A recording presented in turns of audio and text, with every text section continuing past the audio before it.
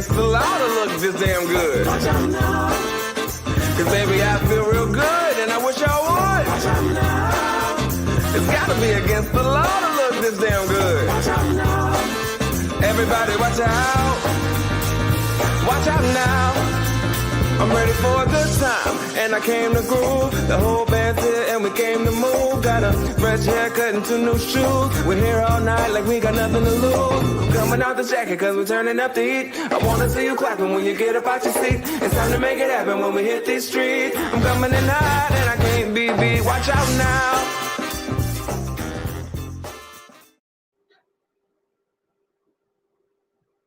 All right.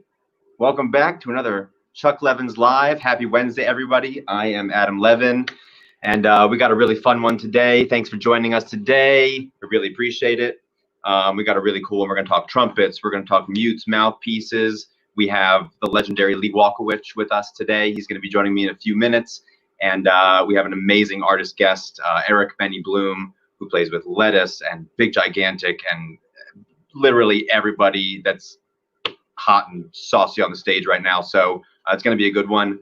But before we get into some cool stuff, quick update on the store. So we have now been officially open to the public now for, I think this is our 4th day doing it. And it's been going great. Guys, everybody out there, thank you so much for working with us and working with us through this whole thing. You've been great. You've been working with our goofy signs. You've been getting in line. You've been waiting patiently. We really super appreciate it. And it's probably going to be like this for a minute, so bear with us. You guys have been awesome. You've been very patient. We appreciate it. But we are here. So every single service that we offer is available and ready to roll. That extends to every single sales department: guitars, drums, keyboards and synthesizers, microphones, Pro Audio, Pro DJ, band and orchestra, of course, is ready to roll. You can come in and play test things, and we are sanitizing and keeping everything safe as possible. All of our shops are open as well. So brass and woodwind shop, orchestral string shop, guitar shop, our electronics shop, all fully functional. Things may be a bit slower, but we're here and ready to roll. So keep your mask handy. Still got to wear one of those when you come in the store. All employees and customers will be wearing some sort of face covering in and around our properties. We are taking temperature checks at the door just to be as safe as possible. And we are limiting the number of customers in the store to a maximum of 20, just so that everybody has enough space to move around and have a little freedom to try that instrument on your own without being too crowded and feeling, uncomfortable at anything. We want to maintain the vibe as much as we possibly can. That's been the whole goal the whole time. So we're really trying to keep the true Chuck Levin's experience at its maximum while still being as safe as possible. So we really appreciate it. Thanks for working with us, and can't thank you enough for being a part of this and keeping us going. So really, we exist because of all of you, and we're really honored and happy to be back to be a part of this community. So thank you all. But I think before we get to Lee, we do have a really cool giveaway. So today we're giving away another one of these awesome Chuck Levin's limited edition, super cool sweatshirts. So tag a friend, tag a fellow musician, tag a trumpet player, because that's what we're talking about today. Tag a trumpet player in the comments. We'd love to see you. We'd love to bring your friends in, and we'll pick a winner at the end of the stream. So keep tagging friends. It's just more entries for you. So tag a friend, and you're entered to win. Super cool. We wanted to see where everyone's coming from, where everyone's watching from today. So tag your city or comment where you're watching us from, so we know where we're talking to and who we're talking to, because we got a guest who's in Colorado. And we have people from all over the country watching. We'd love to just see where you're at. So drop in where you're from and where you're watching from in the comments. And we just love to hear from you. But I think without further ado, let's bring in Lee Walkowich from the band sales department here at Chuck Levin's. Hey, guys. Hello, Lee. Hey, Adam. What's going on? How you doing? Well, I'm doing all right. Glad to be alive, let me tell you. That's right. Hey, it's interesting times, but we're here and ready to rock. So glad to have you on the stream today again. Thanks for coming back. My pleasure. Sure, it's good to be here. Last time we had you, we were still at home, so How's it feel being back at the store and kind of getting back into the swing of things? Well, I always enjoy the environment here because it really is a very friendly place. It's comfortable for me as a salesman to work here, and customers coming in. We try to make a great experience for everyone to be able to select the instruments that they need, and it's a very friendly place and very comfortable to work out of this place. Yeah, I've worked other places been, in the past, and trust me, it's this is the place to be. And we're going to get into your past a little bit too, because our guest knows a little bit about your past as well. Right. And I think it's going to be a really fun one. I mean, I think, to be honest, when we set the stream up, I was very excited for the guest. And I was talking to Tom on our marketing team about, who should we bring into the stream? And, obviously had to go with Lee, the big brain in the band sales department. But the genre of music that our guest plays in isn't where I'd normally put you. It's just nothing, no offense, but it's a little funkier, a little groovier. But right away when we linked you guys together, you guys had a pretty cool connection that we're going to get into. So it blew me away that these worlds are all colliding right now, and I think we're going to have a good time. So for the rest of you that are watching right now, we have a really great artist guest with us today, Eric Benny Bloom, who plays with Letttuce, the jam funk band that tours around the world and is incredible. If you haven't seen him already, you absolutely got to catch a show. It is a wild time. And I think let's get a quick taste of Benny's playing, and then let's bring him on in.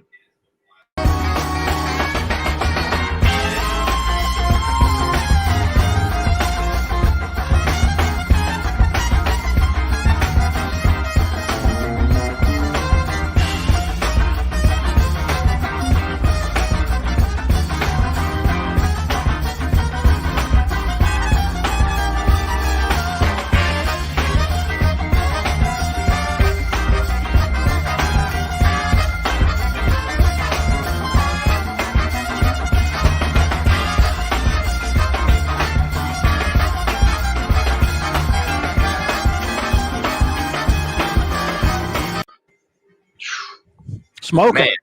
Man, smoking. Oh, There he is. There's the man. You got it. uh-oh. Eric, What how's up? it going?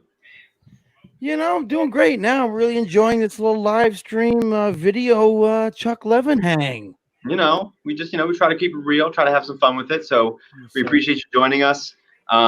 Is it Eric? Is it Benny? What should I call you? I mean, my name is Eric Bloom. My middle name is Benjamin, and at some point, Benny came in the picture. If you know me from back in the day, call me Eric. If you don't, I don't give a crap. You can call me Bloom.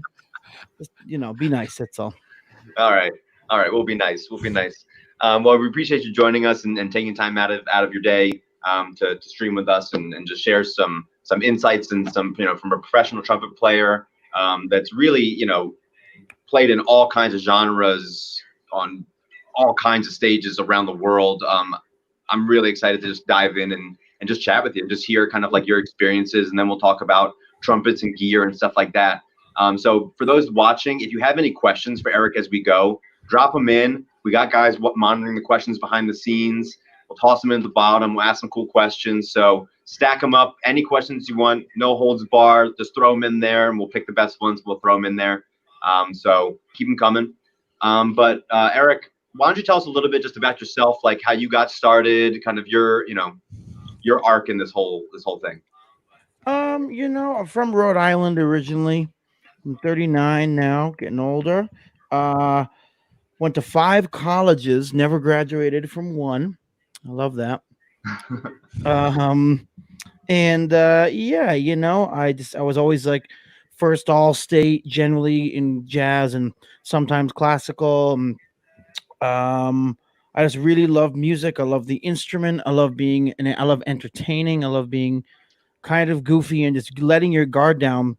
But I really think you can't be goofy and funny unless you're really serious about the music and talented, either naturally talented or learned talent, which you can learn by practicing your butt off or whatever that, I just love the combination of humor. I just find entertaining to be something of a lost thing when you get too serious. So I try to combine that, and so far it's doing me pretty good. I haven't got punched in the face yet. and I've only been fired from very few gigs. Actually, that's actually true. So how did you make the leap from being a jazz and orchestral trumpet player to playing in some of the funkiest, you play with funk bands, you play with EDM artists. I mean, Yep. I saw on your thing like Skrillex and Booker T and some like really heavy dudes. Yeah. And then on the flip side, you got Letttuce, and then you're saying you're jazz and orchestral. So how did you get from one to the next? Well, when you're a kid, they only allow you to really do a couple things. They only allow you to. It's very cookie cutter, and like you got to learn the solos of Clifford Brown and Miles Davis, which is nothing wrong with that, and Harry James, and you got to play the Charlie A book and play classical, which is great.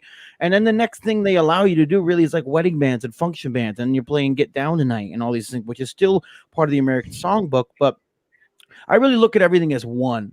Like right now, I listen to a ton of classical music. I really barely listen to anything else. And I just find it all the same thing. So if you can really, you have to have your basics down, and through the basics, you can do anything. I grew up listening to Motown and soul music and oldies and doo-wop and and then jazz and reggae and Frank Sinatra. And if you know how to solo as a soloist, forget as a soloist in any instrument, if you know how to solo within the style correctly, like they would back in the day when the style was being created, then I think I think that's it. It's like whatever job it is. If you sell a flute, can you sell a trumpet? You have to know about those things, and it's really the basic concept is the same. So if you know the style, I think you can maneuver between all of these different things. I think that's one thing why I'm successful in any of my arenas, is because I think I know the style well. I've done so many gigs in so many different situations. I feel like that's a big part of it. You got to learn the basics. I think that's awesome. We got a great question from the audience right now. Yeah. Abel Solomon asked, what would you advise to find the balance between being too serious and being free as a trumpeter? Well, say I'm at a church gig or in a synagogue or something. You got to really watch your jokes and talking. But before that, you can start to feel the band. You want to feel your band members and see about keeping them loose and making them happy, like Dizzy Gillespie, Lee Morgan style. They make their musicians have fun. They'd be throwing paper at them in the studio. On the stage, it might be a little different. So I really think you need to gauge your band and make them have fun and let their guard down. You make better music. And then on the stage, you want to be serious. If someone's soloing and it's someone else's moment, I've learned the hard way. Don't be all trying to take the shine away from them. But if you can add a little bit of looseness and fun, if you add one joke, if one little thing can make everyone have a lot more fun, including the audience. And that's really, everyone has a more fun, it's gonna be a better experience for everybody. So it's not too vague. So yeah, love it. Well, I think I love that statement too. I mean that you got to really be a master of the craft to have the fun with it, so that you can play in any band and really like respect the genre, so that you can rip it up and do the craziest, coolest stuff with it and play some of those bands. Exactly. Yeah, that's awesome. Yeah. And I think as someone that sees a lot of students come in, looking coming in to see someone like Lee and getting either their first trumpet or their first intermediate or step up trumpet, they're trying to take it more seriously and really wanting to go into it. I feel sometimes, as someone that's into some other like more colorful music, that I feel for the kid, because I in music school and in school in music, I felt the same thing, that the songs that they're playing are the songs that you're always going to get in school. But really understanding those is a springboard to, mastering those and appreciating those is the springboard to being able to play more fun stuff in wilder and crazier ways. Yeah. And we see that day to day, which is really, that's what this is about. Mm-hmm. So you two kind of have a little connection in the past. Lee, Eric, you kind of recognized Lee's name from the get. When we looped this whole thing together, you're like, Lee Walkowich. So what was your first experience with Lee, and when did that happen? Oh geez, I was definitely in the early 2000s, right? That's when I was in NEC. which is Okay. right across the street from Rayburn's, which he was. What was your position at Rayburn's? I was actually the brass instrument specialist there, and I also was like the marketing manager for the company. I did catalogs. I went to a lot of trade shows, but I was basically the in-house brass specialist. Yeah, because he was always there. And I forget the Mark. Who was the Sanchez? Mark Sanchez was Yeah, there. That's Yep. right. Joe Stewart on a trombone guy, but He I was basically he in was charge of the nice. department. He was a great guy. Oh, we had a good team. Yeah, it was Rayburn is known as the New England essentially Chuck Levins, if it used to be, not even at the same level. Whatever, I'm not going to get into that. But and you'd always go in there and he'd always be there, and he'd always, it depends if you go in there at 4:55 trying to try a trumpet, and then ask him a bunch of questions, But if you go in there and he's in the right zone, you can really get a lot of good information from Lee. So I'd go in there with different trumpet players, and we always knew it was a home to just walk in and try mouthpieces, new trumpets, and it was really and because Lee's a great player and knows everybody in the industry, essentially, definitely as a brass musician, he knows all these small things, and he knows what this guy plays. He knows what everyone's doing, and it's a really great insight. A lot of guys just like talk about the instrument, but if you start talking about the music and start talking about styles, then that can make your decision on what you buy and why you buy it differently. It's not just about the instrument; it's about what are you trying to do with that instrument.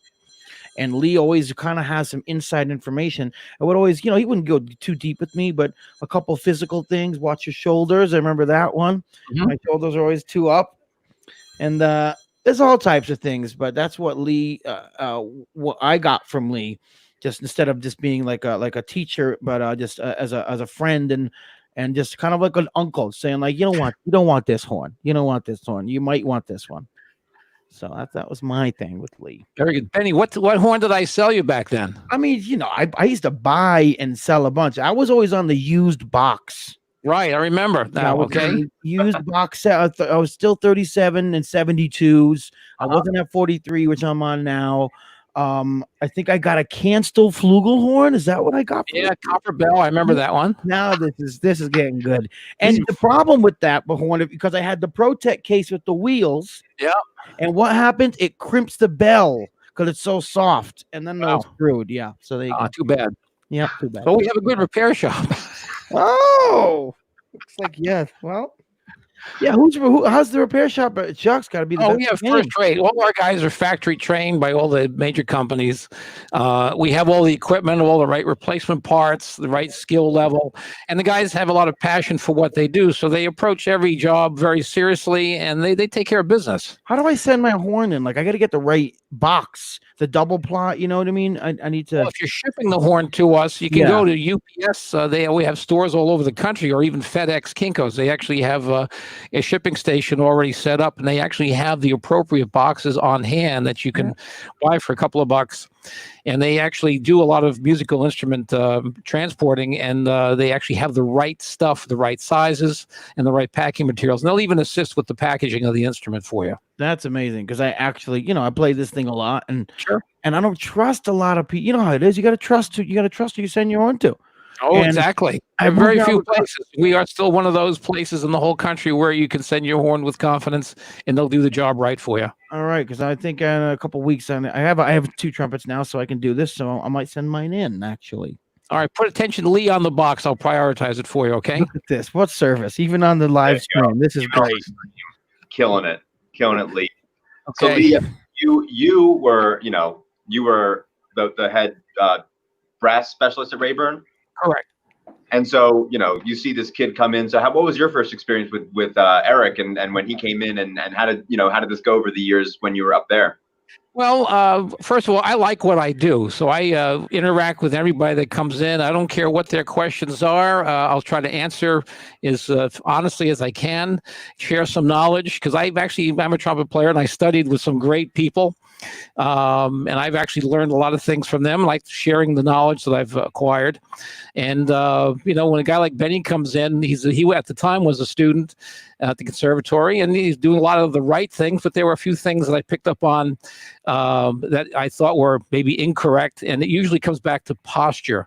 I myself still have some of those issues where I don't keep my head up, and I don't breathe 100% the way I should. And I remember when Benny came in, he was a little bit out of alignment, so I remember recommending get your head up, shoulders back, breathe from your diaphragm, and having good posture. Whether you're seated or if you're standing up, you have to have good posture, and it makes life a lot easier. He said that. That's awesome. Lee, I mean, never having played a trumpet in my entire life, in my conversations with you, I probably know more than most entry-level trumpet players, I'd say, about the materials and how these things work. And I mean, just listening to you, I'm just like digesting this stuff through osmosis and just like learning more about these instruments. And it's fascinating. I mean, it's really cool, the craftsmanship and skill that goes into making a brass instrument. And making, some people look at it and they all kind of look the same, but when you really get into it and how these things work, I mean, they're fine pieces of machinery. And you, above most other people that I've ever interacted with, really like respect the craftsmanship that goes into making these pieces of art that actually, produce phenomenal music sound. Correct. Well, I'm very passionate about the music and instruments. I was very fortunate to be able to visit just about all the major factories, so I've seen how the stuff has been made. Yeah. I know the designers for a lot of these companies, and I know why stuff was made. I know what works, what doesn't work. And, being a performer myself, I'm playing a lot of different stages. You learn the acoustics of the hall that you might be playing in, and some equipment excels on certain stages where others don't. And through trial and error and through experience, you learn what works and what doesn't. So I can share a lot of that experience with my customers when they come into the store. I kind of qualify. There's a whole checklist of questions that I kind of ask everybody when they come in. I will try to extract what it is that you truly need based upon the information that you provide. And with my knowledge and expertise and knowing what the equipment does, I can usually hand you the right horn either the first or second time out of the box. So that's what I try to do.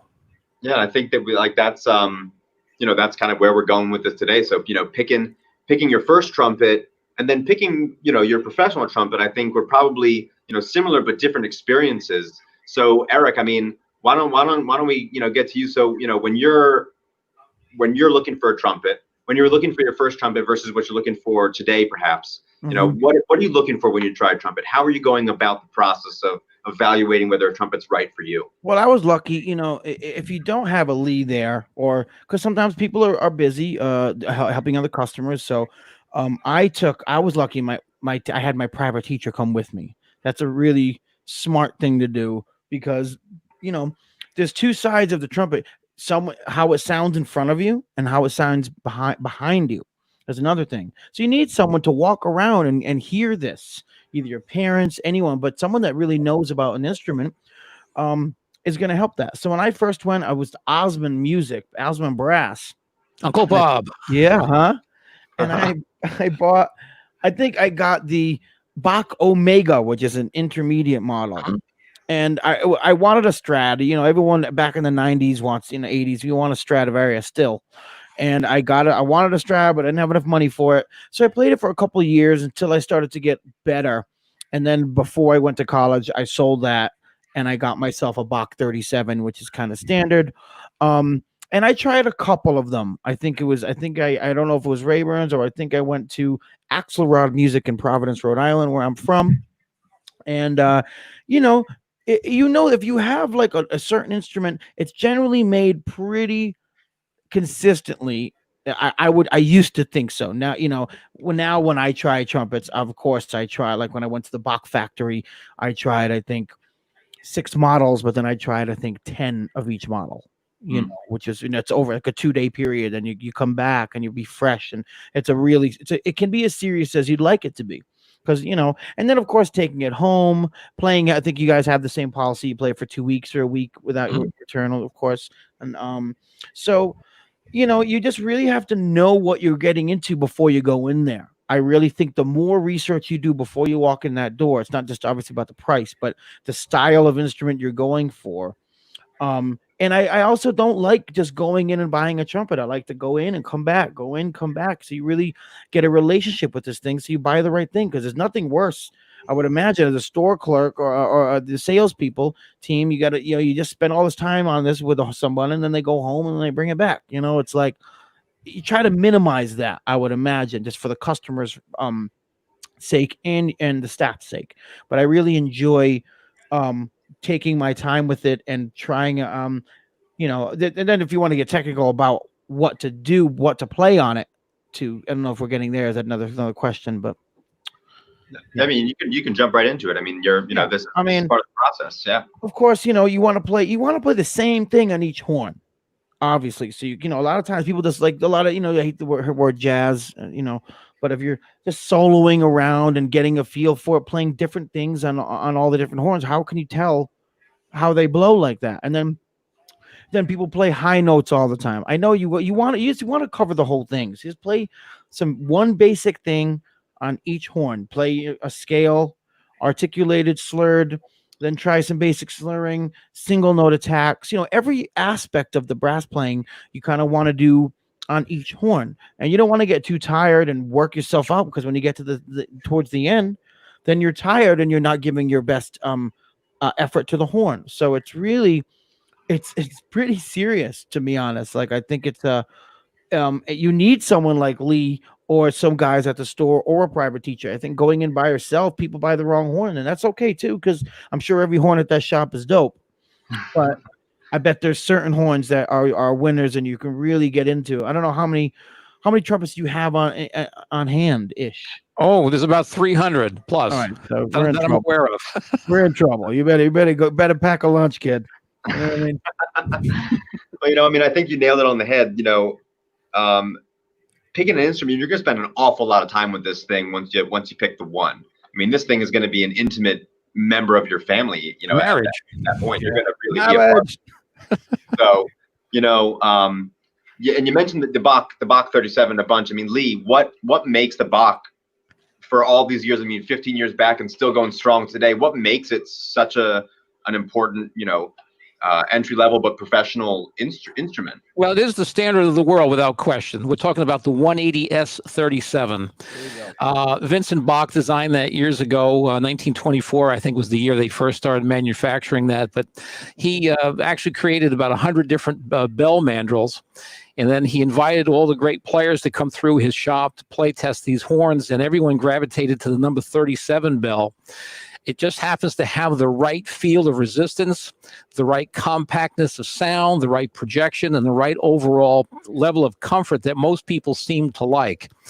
Now, it's not maybe the best horn for playing screaming lead or, playing certain types of things, but my first Stradivarius trumpet was a 180S43. I personally like the 43 bell.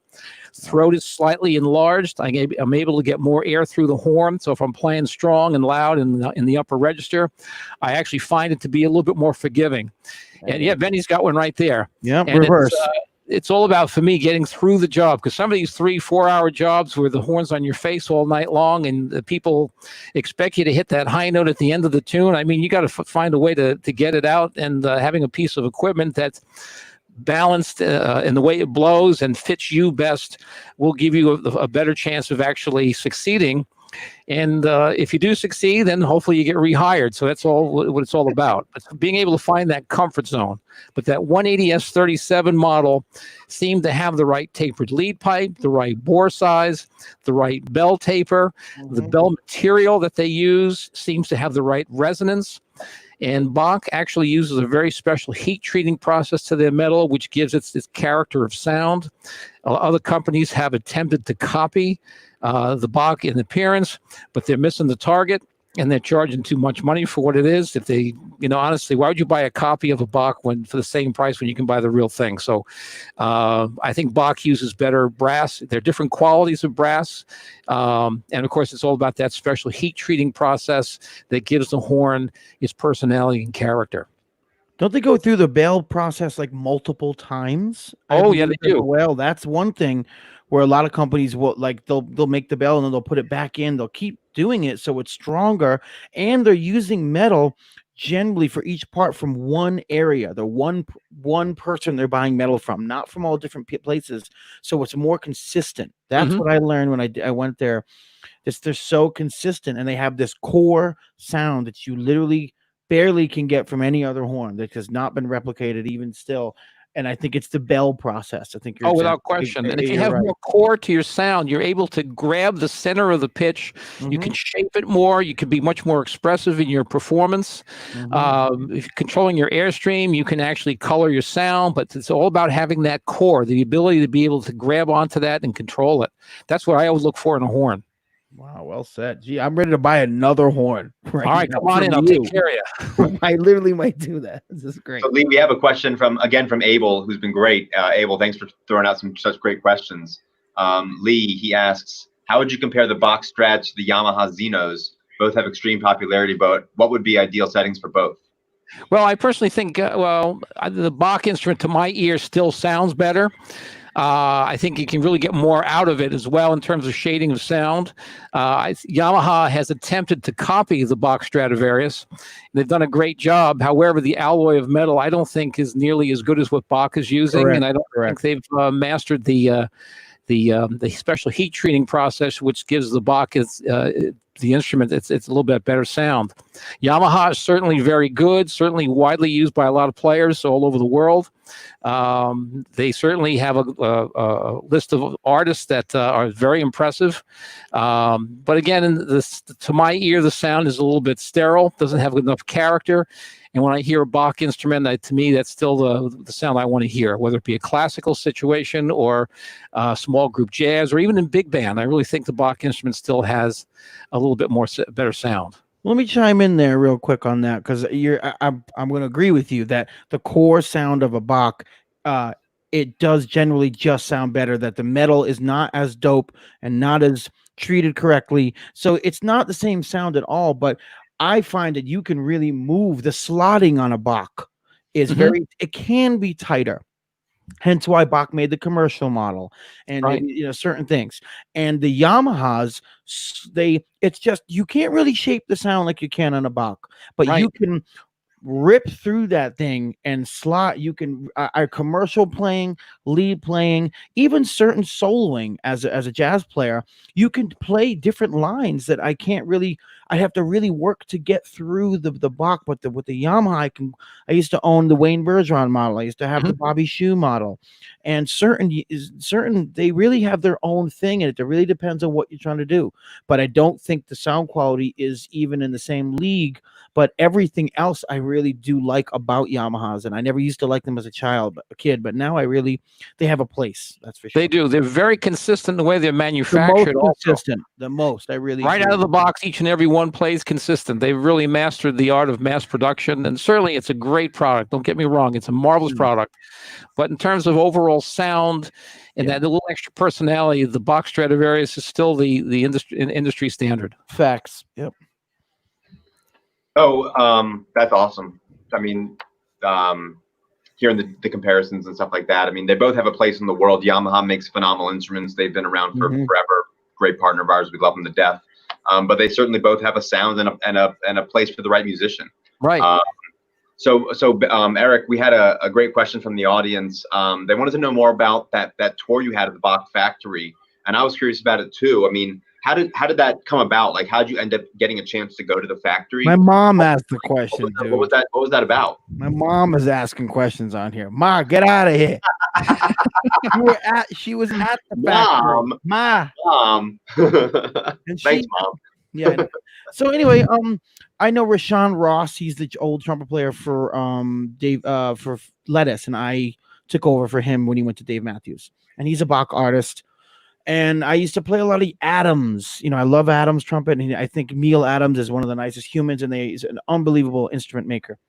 And so I was endorsed by them for a little bit, and luckily I got the Bach endorsement. And they don't give you as much money as you think. It's not like money, or they just give you some type money, a good deal on the instrument. So it was great. I was like, I'm gonna get out there. So I flew out there. My parents, I think, drove out there. My parents are in their 70s. They love to drive.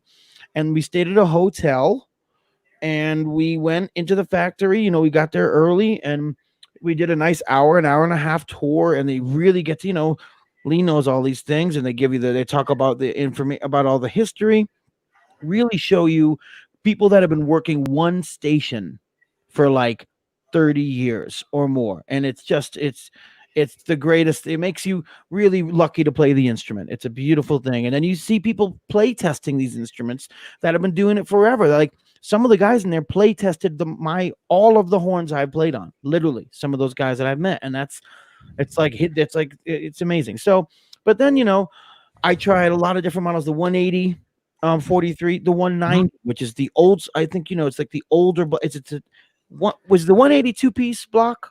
The 190 series is now a 2-piece valve block. And that's the original. Correct. And then they went to the 180. And anyway, so I got to try because it's really about this, you know, the valve block and about the vibrations. The core, you know, I had no idea how important that piece was. So anyway, I tried so many different trumpets. They have this really cool model called the Mariachi model, which I thought might be up my alley because I like a little edge in my sound. And then they had the commercial model, which, you know, because I hate all these stupid terms, but I'm a commercial player, and I did not like it as much. And they just had so many different trumpets, and it was really just the coolest experience I've ever had the pleasure of having. My parents learned so much, having them. I'd record myself, and you know, it took a long time. We had lunch, then I went back, and I think I settled on the good horn, but I want another one. I want something that's kind of the opposite, but still a Bach trumpet, and I'm not sure where I'm gonna go yet. I should probably practice a little more before I buy something else. Always helps to be in proper shape. Apparently, but you know, I'm not sure. You know, I am a Bach artist, but of course, like I love so many different trumpets, and I don't know. He's also raw. You never hear Raw Brass? Do you know who that is? Raw Brass. You might have heard of him out of Portland. Yeah. Right. Yep. Yeah. He's like the other. You know, it's kind of like not Monet because I'm not really into the Monet sound and everything, but I really I like his horns, and BAC has a couple things. There's a lot of great makers out there, but once again, I just I'm jealous of all these musicians that like know exactly what they're going for. I've been playing for like 30. Like almost 30 years, and I still have no idea of what I'm really going for. Like, I think I have a sound. I find it amazing how people can put their own trumpets together, and let me get this bell and this, and like, I'm still searching for what I actually want. So we'll see what my next trumpet will be. But all right, well, when you're ready, let me know. I'll be glad to help you. I would love it. So, you know, I have a question. When you're at the factory and you know you're getting to try different horns of the same model. Yeah. What are you really feeling for? What you know for a student out there who's maybe thinking about coming in and trying their first intermediate instrument? I mean, sure. What are you really feeling for when you're trying the same model? They're made pretty consistently. What varies between them? It's like does it sound the same and does it feel the same? There's a real trumpet is very physical, so not like, you know, of course bass is too, but the sound literally vibrates in you, you know, and it feels differently. So I try to play something similar. And does it slot the same? Meaning, like, you know, when I play ba da da da da, there's certain notes kind of pop out and they're like a little out of tune. So that's one thing. And is it easier? Is something that's really what it's about with music. You want this equipment to make your job easier. And if I play the same thing on the horn and for some reason it just doesn't vibrate the same, it doesn't sound the same, and it's a little harder, if I have to start manipulating the sound to what my ear wants, then that's not what I'm going for. I want something to just be more effortless. So I'd play the same trumpet, same model, and a couple different things, and you can really notice a difference of the sound, and it's just up to you whether you like that sound or not. But by playing multiple models, I'm gonna say multiple trumpets of the same model, you can see a difference. It's really amazing if they have enough stock. With the Bach instruments, there's a lot of handwork with the final assembly, the buffing process. It's all done by eye. Someone actually stands at the buffing wheel, and they do this all by hand. And sometimes they leave the buffing wheel on one spot a little bit longer than another. So the metal has very inconsistencies in the smoothness of it. And then when they finally assemble it, sometimes there's a little bit more tension in how they clamp it down to the on the bench vise. So they sometimes put a little bit too much tension there, and they just solder it together, and that can actually change the way the horn resonates and vibrates. I know a couple of guys that have had their horns rebuilt. They just take the basic components, they disassemble it, put it back together again without stress, and the horn seems to free up a little bit, giving you a better flexibility and also improving the slotting, that secure slotting feel that all trumpet players like to look for. You know, I think that's something that doesn't quite get appreciated for people just starting and stuff. That these instruments are really made by hand. I mean, they're finished by hand, and there are individuals, like you said, Eric, that are like that guy or that girl that finishes the bell and makes the bell. Like, that's the reason these things rock. I mean, I got to experience it when I went and visited like the Gibson factory in Memphis. Yeah. Same kind of thing. They have the guy that's the one that's winding the pickups, or the one that's doing the binding. And I think that's really unique about the music industry, is that like there are individual people that have crafted these instruments with their hands, that have changed music and crafted music from the from the beginning of an instrument being created, which is like so cool. Yeah. And people don't realize that, which is and that's why you got to really, that's why practicing, it sounds so cheesy, but to really practice and to have real love and attention, respect for yourself is not just for you, it's for the people that make it goes deep. So I think that's where the seriousness comes in, you know? Yeah. It goes deep, and it goes back decades and generations. I mean, yeah, it's real. These people have been there for 50 years, you know, in the same function, but that function has become so important, and it defines the sound. It defines the caliber that these instruments are known for. So it's really interesting and humanizing, I think, to the whole process, that these things aren't just printed off like a factory line. These are made and inspected and finished by hand, which I always find to be like really heartwarming. But also that's why they cost as much as they do, and that's it. I mean, there's a lot of money, a lot of life in it, you know. Yeah. That's awesome. I think before we get into like the next conversation about mouthpieces, which I'm also fascinated by, and how they impact the sound, it's kind of like, I don't know, to me, I imagine it's kind of like the guitar amp is to the guitar. I mean, it's the other half of the sound. But before we get into that, for those that have joined us, and for those that are watching and have been watching, we are giving away one of these super cool Chuck Levin's sweatshirts. So tag a friend, tag a fellow trumpet player, any musician out there. Just tag them in the comments wherever you're watching. We'll pick a winner at the end of the stream. It's going to be super cool. But before we get into talking about mouthpieces, we have one more clip of Eric playing. So let's drop that in, and let's see what he's got going on. Uh-oh.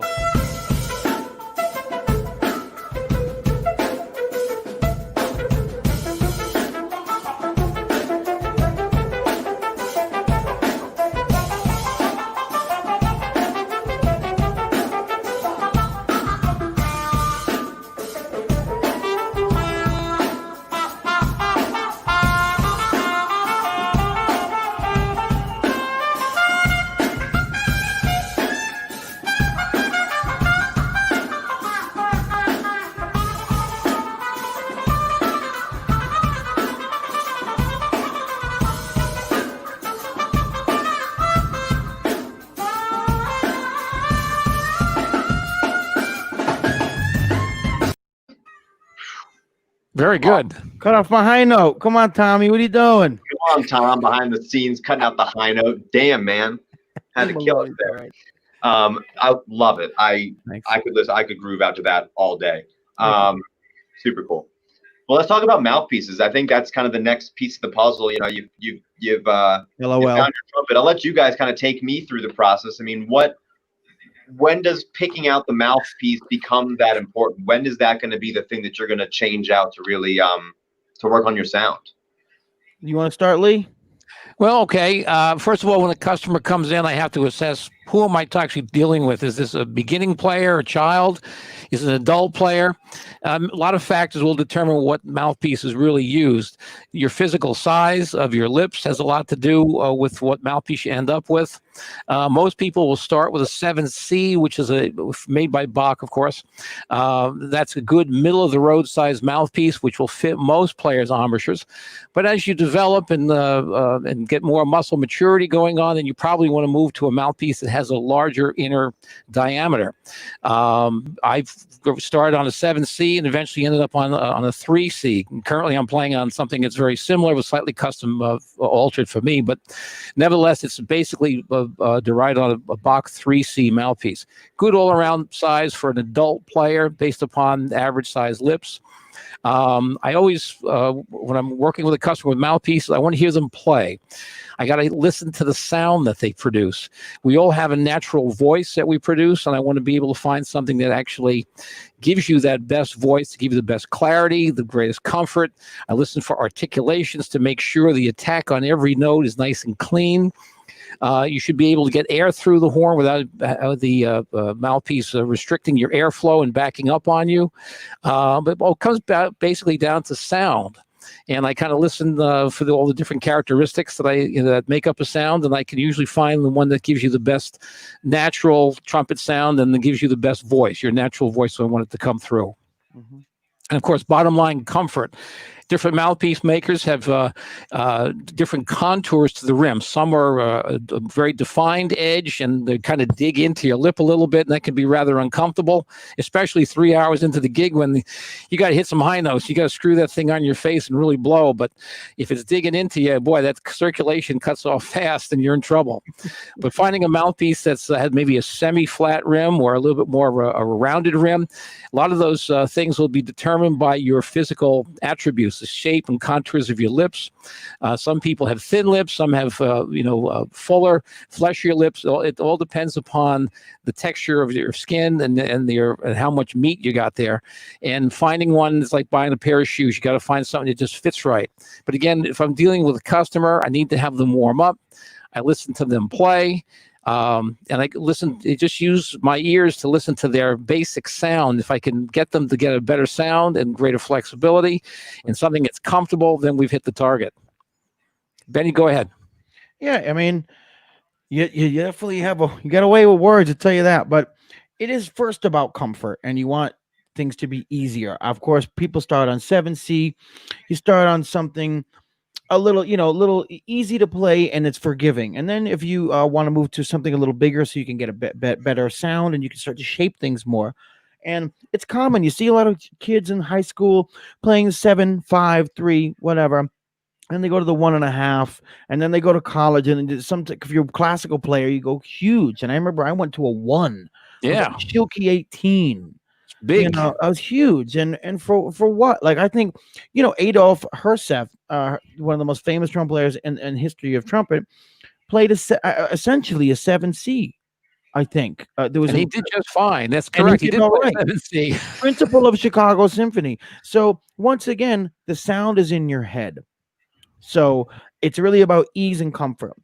Everyone's trying to play like this. Shilky makes a 14A, 4A, which is known as a lead piece, and all these lead pieces, which is cool.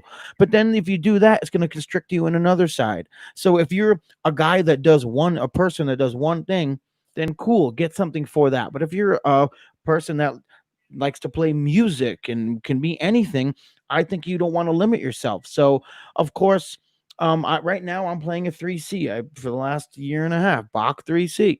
And if it ain't broke, don't fix it. When I got the horn, the new Bach, I wanted to reset everything about my playing. So getting the mouthpiece that goes with the horn, it's like if anything is going wrong, it's on me. Mm-hmm. So I just want to keep it like that. And I also love. I've played almost every mouthpiece company out there. I'm sure we all have, and I have a lot of mouthpieces. I got like 30, 40 mouthpieces because you don't throw them away. But I'm thinking about making a switch again. But I want something obviously it's easy. But Bach is a very beautiful all around great mouthpiece. But you have to work to do a couple things. I think the instruments and the mouthpieces are totally different, and I think I'm ready to do something else that's going to shape my sound a little more easy. Mhm. So, And Lee, you kind of brought in here some really interesting mouthpiece lines. I mean, like I've been fascinated by them. We have like the Chagall Approdatos. you got Approdatos, those? great mouthpieces. Whoa, Incredibly Warburton we do as wild. well. Yeah, Lee, why don't you tell us a little bit about those? Warburton. Those are a really interesting product. Well, we have some great selection here at the store. Terry Warburton's a good friend of mine, and he actually turned me on to a mouthpiece several years ago. That's very comfortable, gives me the right sound, and I can play for hours with this mouthpiece and really not have issues with fatigue. What's nice about the Warburton product is that it's a two-piece mouthpiece design. You have a rim and a cup, it's one part, and then you have a back bore. Now, sometimes you might find yourself playing in a situation where you need to get pinpoint accuracy. You're playing in a brass quintet. You have to be really delicate. It has been playing with a lot of finesse.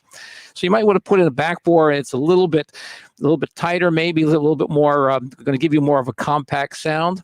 And then the next night you find yourself playing. I see Benny's got one already.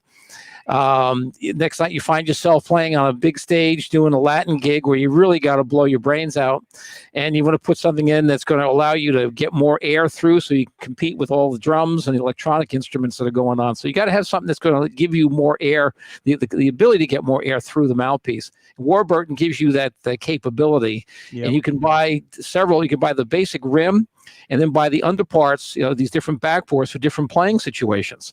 And you can probably find a combination that'll work best with that Bach lead pipe, and really find something that's going to open it up for you and give you greater flexibility, better range, and better endurance. I used to play. I think my first teacher gave me one of his Warburtons. Actually, I got off Bach, so that's actually. So I used to Warburton, and was that the first multiple mouthpiece, or is it Bob Reeves? I think Bob Reeves, to my knowledge, had the two-piece design, and then Bach, of course, tried to do it, but they always had issues with production and could never. And then Warburton really took it to the next level. Oh yeah, Terry definitely brought it to the next level. Terry is brilliant; he's a genius. That's great. And Lee, what about the Approdatos? I mean, those are really unique. That is unique. Now, Benny, I don't know if you're familiar with the Chagall company. I am, but not the mouthpiece, though. What's the deal with the mouthpiece? Well, Carl Chagall basically copied like a Bach 1C, 1.5C, 3C, 5C, the basic mouthpieces. Yeah. But they skeletonized all of the mass around the mouthpiece cup area. It's bare bones in terms of the construction. And then they put this little cup that goes over, it's like a sleeve that goes over the shank, and it screws down, and you can actually drip water inside this cup. So instead of having a lot of mass around the cup area to move, you actually have water instead. So it actually softens your sound a little bit. It helps as a refinement. And certainly, it's not a gimmick. This thing really works. It actually enhances your response, makes things quicker and easier. You'll find that you have probably more color in your sound. So there's and water it will improve your endurance. There's water surrounding the mouthpiece? That's correct. So that's why, when you want the sound and water, of course, that's going to change how it's response. Oh, but it definitely works. That is so crazy. You can put single malt scotch in it too off if you want. Now we're talking. Kids, watch out. That's the real sound. That's where 18-year-old McCallum is in mind. There we go, Lefroy. All right. The gig safety net too. Hey, before we move on, mouthpieces, do you guys have GR technologies there? Unfortunately, no. That, if you want with those, you got to go buy it direct from Gary Radke. Or you have to go to like a certain a player that he just determines as like a he's got science behind him. What he does, you're best off just to go directly to him. He makes great stuff, no question. I played them on and off for years. I really find them to be some of the best, especially kind of close to a Bach. But they're just hard to keep in stock, and he's got so many different types, and can get expensive. So that's correct. Good. Okay. Anyway, so I guess the last piece, I guess, that defines the potential sound of the trumpet's going to be the mute, or if you're going to pick a mute, and what sort of mute you'd pick. So, Eric, why don't we start with you? I mean, what has kind of gone into what mutes you use, and how you pick one out when you're looking for one? Got a lot of stuff there, my friend. A lot of stuff. Practice mute. Gotta have a good practice mute. Nowadays, there's so many different types because people live in apartment complexes. Parents hate music. My dad's favorite song was for me to go play "Far, Far Away." His favorite song. Gary Bloom, I know you're watching. So and of course, Harmon Mutes, the original one, which I think is Harmon that Miles Davis made popular, which is very sharp and great. Each mute has a sound. Harmon Mute is everyone's favorite, and straight mute is used more for classical or very old school jazz, and cup mute is a beautiful soft thing. There's so many different types of mutes, but I love playing old school traditional jazz and using the right mute. And I also look for old mutes if you can get. And there's so many new mute makers which are great because there's wood mutes. There's so many different styles of material. It's really going to affect the sound and make it more fun to play. Like if you sound like you're from 1942, you're going to play a little more in that vibe like us. That's why I really love old straight mutes. So you really have to decide what you want, but everyone loves the Harmon Mute. That's the one that is that iconic sound that Miles made popular. And when you play, and it's really great, but it's very quiet and it can be extremely out of tune. So there's definitely some great companies like Trumcore and we could talk about the specific companies, but there's a lot of great, mutes out there. You just have to decide. You need one for like every little style, but then once you have them, if you don't lose them, and they're not that expensive to get. And if I see any type of vintage one, I know what's that? Roger Ingram started to redo like the Ray Robinson mutes, and I have the original Dizzy Gillespie. What's the Olven mute from Sweden? What's it called? No, I don't have that one. You don't have that one? No, that's the original. That's the original? Yeah. Shastok. Oh, that's no, the Olven mute. That's okay. That company's gone also, but I know. No, Dizzy had the Olven mute from the Sweden. White one. The white one. Humenberg. No, not. I thought the Olden one was a white one, like a plastic, not the cork. Maybe Yeah. Anyway, well, yeah. What's popular today? Of course, you got to have that. But anyway, what's popular today? Trumpet players need to have a straight mute for orchestral playing. Exactly. The Dennis Wick aluminum straight mute really is probably the best seller. Although Joe Rell makes a great mute also. That's almost right there. Fantastic. Yeah. Great choice. The Humenberg traditional cup mute, stone line is what it's called. That's still the Glenn Miller Tuxedo Junction sound. That's the mute everyone's got to have. And if you ever find a Ray Robinson mute, oh, there you go. That's a bucket mute from Humenberg. Still the traditional sound. Ray Robinson. Ray Robinson. There you go. Those are hard to find. There they are. And of course, you mentioned the Harmon brand, the little pixie mute. Okay, great. You got a nice plunger. And a Harmon brand. I got it in the bag. It's somewhere though. Do you have the Joe Rell bubble mute? No, I've given those up, and I went to Trumpcore.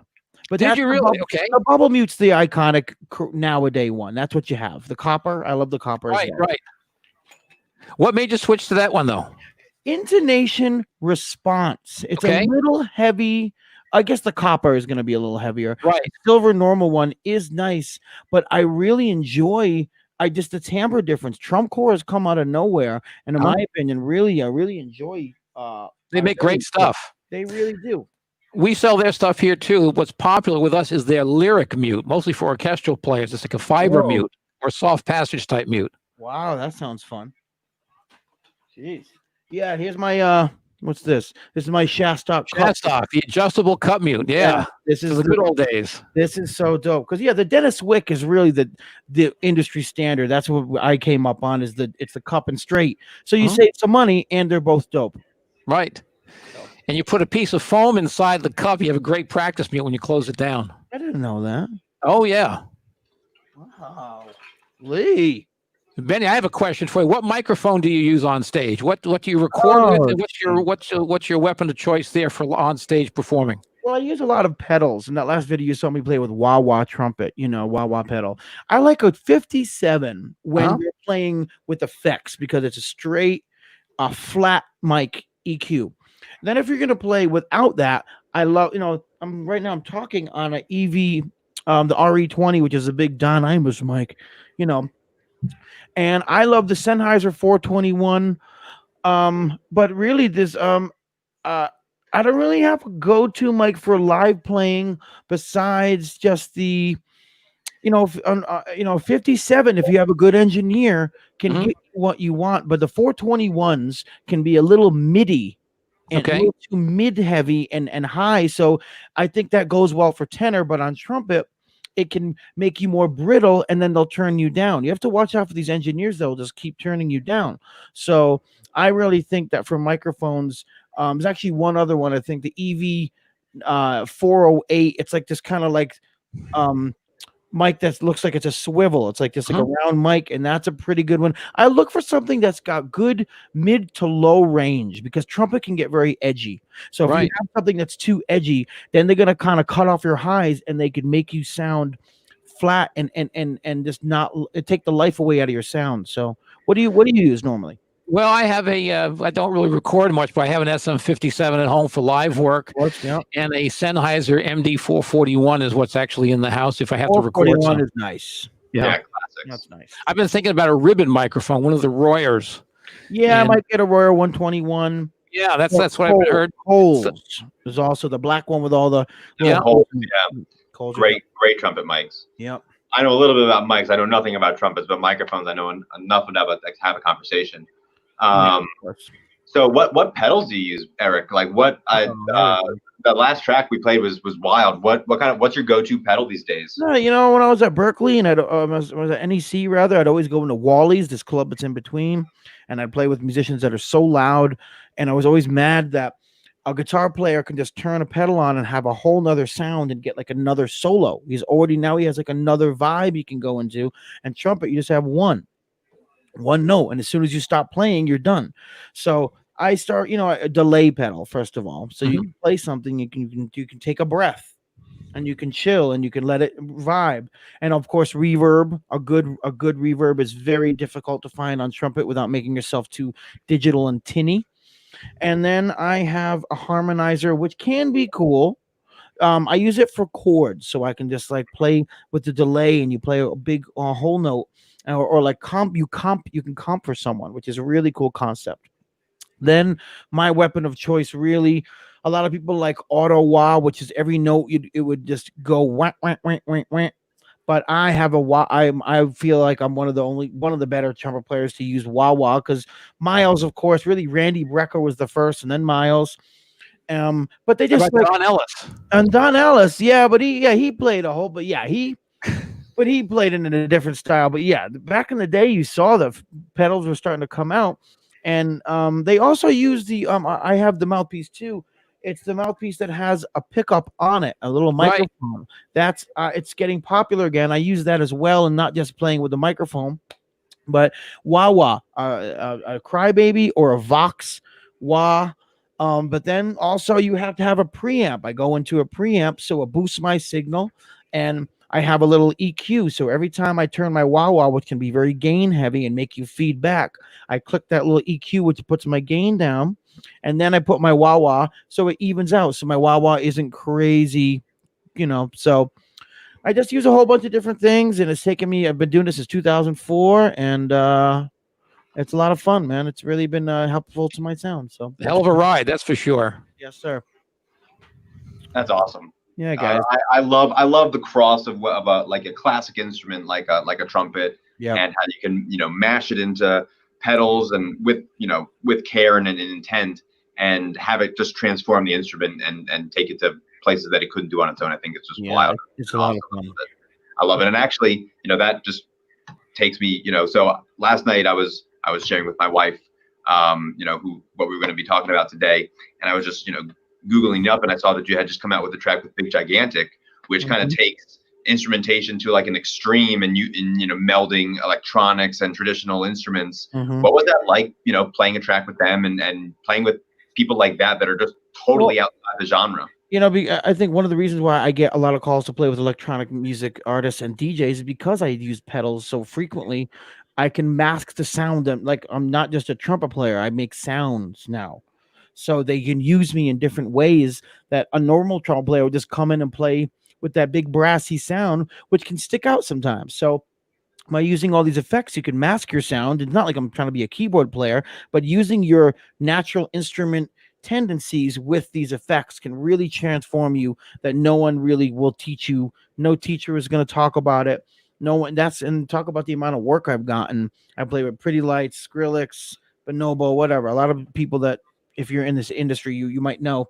So yeah, it's a great thing, and you can do anything you want. You can do anything you want with the sound, and that's why I like the electronic thing. In jazz or classical, or commercial, you have a role, and that's what I love about the electronic thing. Do what you want. Yeah. Yeah, it's like one of my favorite things to talk about is with technology these days. Like, just because you know how to play one instrument, that's the key that unlocks playing every instrument. If you understand how your instrument works and how technology works. I mean, like you said, like if you understand the pedals and what you're doing with them, and obviously you know what you're doing when you're talking about EQing something before the wah and after the wah, so that it doesn't do certain things. Like, you got to really understand what's going on. But if you do, you could be a guitar player and play trumpet sounds. You could be a trumpet player and play sounds that sound nothing like a trumpet at all.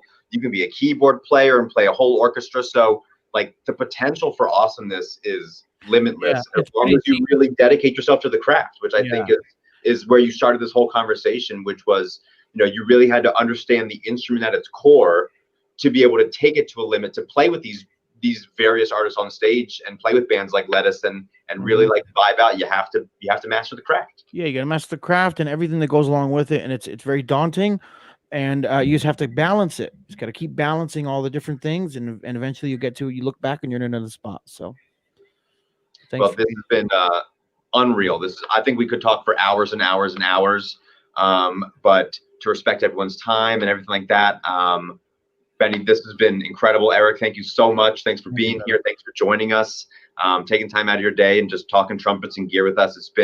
I've learned a ton. This has been a wild time. I really appreciate it. And thank you. I'm gonna be a lifelong customer now. That's it. I want the T-shirt. I'm gonna come down next time I play the 9:30 club. I'm gonna bust balls. It's gonna be great. And Lee's gonna give me a private lesson. I'm gonna be great. No problem. Consider it done, my friend. Hold me to it. All right. Yeah, well, thank you, brother. It's a pleasure. Well, before the sun completely obliterates me over here, I think we should pick a winner for our sweatshirt giveaway. So, guys behind the scenes, without further ado, please show us a winner. Do it. Who we got? Howard Hanig. Howard, thank you. I know you've been watching and looking at all of our Facebook posts. We really appreciate you tuning in. So hit us up either on Facebook Messenger, Instagram, or email us at live@chucklevins.com. We'll get you one of these sweet sweatshirts, get it on the way to you. For those of you still watching, please do like us on Facebook, like us on Instagram. If there's anything you want us to talk about on the stream, feel free to just hit us up. We have a dedicated email for the live stream, live@chucklevins.com. But feel free to just hit us up on Instagram @ChuckLevins or on Facebook, also @ChuckLevins. And we're around. We'd love to hear from you. And we got another great stream coming up next week. So stay tuned for more on that. But otherwise, guys, thank you so much for joining us. Thanks for taking time to check out this episode of Chuck Levins Live. Lee, thank you so much for being a part of this. That was an awesome time. Can't wait for more. So until next time, everybody, thanks so much. We'll see you next Wednesday.